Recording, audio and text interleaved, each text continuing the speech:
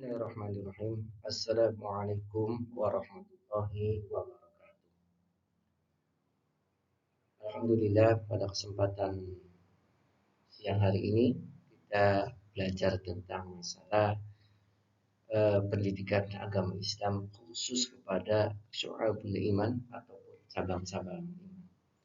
Sebelum acara ini dimulai, ya, saya sebagai guru PAI yaitu nama Suaidi dari Lokakarya 38. Anak-anak, silakan kita sama-sama membaca doa dulu. A'udzubillahi minasyaitonirrajim. Bismillahirrahmanirrahim. Raditu billahi rabba wa bil islami dina wa bi Muhammadin nabiyya wa rasula. Rabbi zidni ilma warzuqni fahman. Amin ya rabbal alamin. Baiklah, kita dilanjutkan dengan pembahasannya tentang masalah tema peran syu'abul iman dalam menata kehidupan. Ini bahasa Arab ya.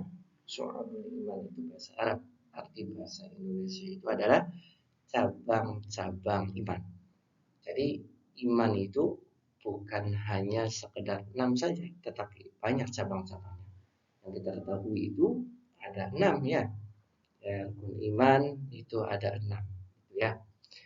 Jadi kita itu bukan cuma konsepnya 6 percaya kepada Allah, percaya kepada malaikat, percaya kepada kitab, percaya kepada rasul, percaya kepada hari akhir, qada dan qadar. Bukan hanya itu saja, tetapi banyak. Ya, namanya juga syu'abul iman ataupun cabang-cabang iman. Selanjutnya yaitu perlu diketahui.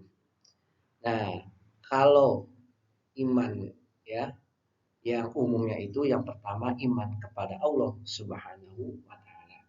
Terus iman kepada malaikat, iman kepada kitab, iman kepada nabi dan rasul, dan iman kepada hari kiamat. Terus iman kepada qada dan qadar. Tapi dalam hal ini ada hubungannya. Apa itu hubungannya antara rukun iman dengan syu'abul iman ataupun cabang-cabang iman? Nah, ini sering adanya suatu korelasi ataupun hubungannya antara rukun iman yang masyhur dengan rukun iman yang cabang-cabangnya itu yang tidak masyhur lah bisa dikatakan. Di sini ada peta konsep, peta konsep tentang masalah syu'abul iman dalam menata kehidupan. Pengertian dari syu'abul iman itu ada nanti ya, terus mana macam-macamnya syu'abul iman, manfaat mempelajari syu'abul iman, terus pembiasaan sikap nanti bisa dibahas. Nah, selanjutnya karena itu perhatikan dengan sebaik-baiknya. Kita masuk kepada pengertian dan dalil syu'abul iman ataupun cabang-cabang iman. Di sini ada pengertian syu'abul iman, terus dalil syu'abul iman, nilai-nilai pendidikan dalam syu'abul iman. Perlu diketahui nanti dalil itu sebenarnya ada dua ya. Ada yang namanya disebut dalil nakli. Dalil nakli itu meliputi yaitu apa? Al-Quran dan hadis. Ada juga namanya dalil akli. Dalil akli itu berada apa? Ya secara argumentasi ataupun secara pemikiran itu disebut dalil akli. Selanjutnya pengertian syu'abul iman. Syu'abul iman itu artinya cabang-cabang iman. Apa yang Bapak terangkan tadi mulai awal itu sudah diartikan itu bahasa Arab ya syu'abul iman itu. Syu'abul iman itu atau cabang-cabang iman meliputi ajaran-ajaran yang harus diamalkan manusia yaitu tentang keimanan, ibadah dan akhlak. Akhlakul karimah.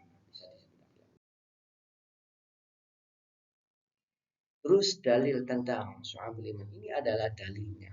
Ya, bisa diajarkan dalil nakli ini termasuk. Yang hadis yang diriwayatkan oleh Imam Muslim. Ini dalil nakli. Yang berupa hadis ini ya, bukan Al-Quran. Tetapi masuk kategori dalil nakli. Ya, kategori dalil nakli. Terus selanjutnya di sini ada nilai-nilai pendidikan dalam Syu'abul Iman. Nilai yang berkaitan dengan Allah Subhanahu wa taala dan Rasulnya. Yang pertama, mengimani Allah Subhanahu wa taala, mengimani nabi dan rasul, cinta kepada Allah Subhanahu wa taala, takut akan azab Allah Subhanahu wa taala, berharap nikmat Allah Subhanahu wa taala, berserah diri kepada Allah Subhanahu wa taala. Terus nilai yang berkaitan dengan diri sendiri ataupun pribadi ya. Yang pertama berhati-hati dalam berkata-kata. Jangan sampai kita berkata asal kita mengeluarkan sesuatu yang tidak enak didengar. Jangan sampai sesuatu itu harusnya enak didengar baik oleh diri kita sendiri ataupun orang lain. Terus menjaga farji, sahabat ya, makan dan minum yang halal. Jangan sampai kita makan dan minum tetapi tidak halal atau tidak halalan thayyibah. Menjaga diri dari harta haram, tidak menggunakan pakaian ataupun hiasan dan wadah yang dilarang. Dalam kitab takrib itu sudah dijelaskan ya, tidak boleh memakai perhiasan ataupun sesuatu itu dari emas yang mengundang kriminalisasi lain. Terus menahan diri dari perbuatan terlarang. Itu ya nilai yang berkaitan dengan diri sendiri.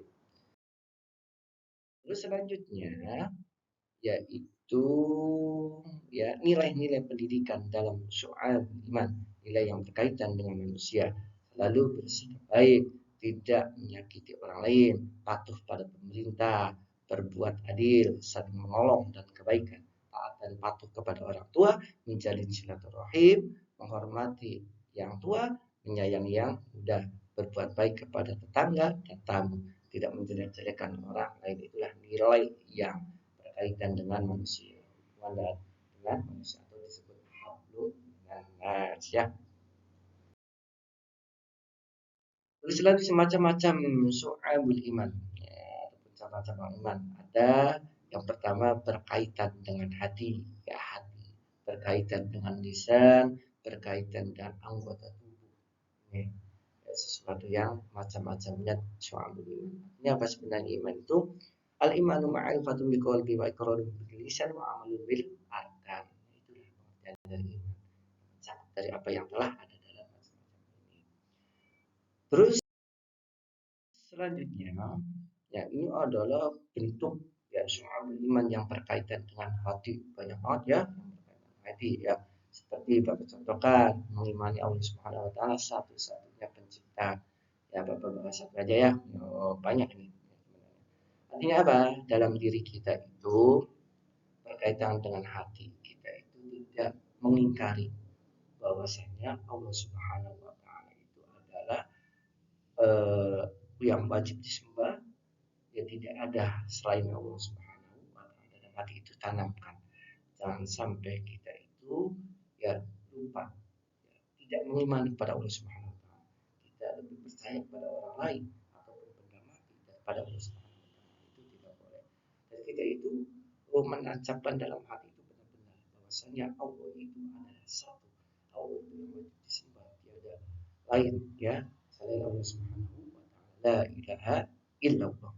Itu namanya syahadat ya, syahadat pengakuan kita terhadap Allah. Tetapi asyhadu an la ilaha illallah itu syahadat tauhid, kita percaya kepada Allah Subhanahu wa taala. Itulah yang artinya contoh daripada cabang-cabang iman. Banyak sebenarnya ya, beriman kepada hari akhir dan seterusnya ya. Nanti pertemuan berikutnya kita bahas lagi bisa satu persatu. Nanti kita bisa dialog. Selanjutnya ya syu'abul iman ya, yang berkaitan dengan lisan. Berkaitan dengan lisan, membaca kalimat thayyibah, membaca ayat Al-Qur'an, belajar ilmu pengetahuan, berdoa kepada Allah Subhanahu wa taala, membaca istighfar, berkaitan kata yang baik. Nah, ini adalah bentuk sesuatu yang berkaitan dengan lisan. Jangan sampai lisan kita itu terkotori dengan kalimat-kalimat yang tidak baik. Istilah lisan itu dengan terus membaca kalimat thayyibah, membaca Al-Quran, berdoa, terus berdoa kepada Allah Subhanahu wa taala. Jangan sampai kita mengucapkan kata-kata yang tidak baik. Contoh apa yang kata-kata yang tidak baik? Contoh mengucapkan eh, kata-kata yang tidak baik ya seperti bilang anjing dan sebagainya, itu tidak boleh. Ya, lisan-lisannya itu harus ditata dengan baik yang berhubungan dengan kalimat-kalimat yang baik. Yaitu yang jangan sampai seperti itu. Terus selanjutnya syu'abul iman yang berkaitan dengan anggota tubuh, dengan jawarih, anggota tubuh. Satu, menjaga kebersihan. Ya. Bahas satu aja ya. Banyak di sini bisa dengan menjaga kebersihan. Jadi kebersihan itu seperti dalam hadis an-nadhafatu iman. Kebersihan itu sebagian dari iman. Setiap ada sesuatu yang berkaitan dengan kebersihan kita bersihkan. Ataupun di sekolah, di jalan dan sebagainya.